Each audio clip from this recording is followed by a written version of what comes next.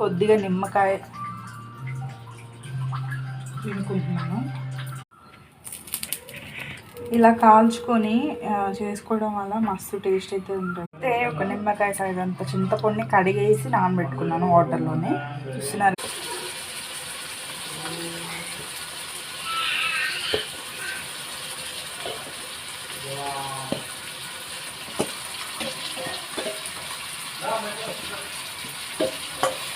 మిగిలిన గ్రేవీ ఉంది కదా, అది కూడా దీంట్లోనే వేసుకున్నాను. ఇప్పుడు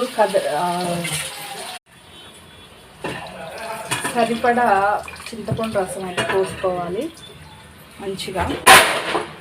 దీంట్లోకి సన్నగా తరిగి పెట్టుకున్న కొత్తిమీర అయితే వేసుకున్నాను. ఇప్పుడు నూనె పైకి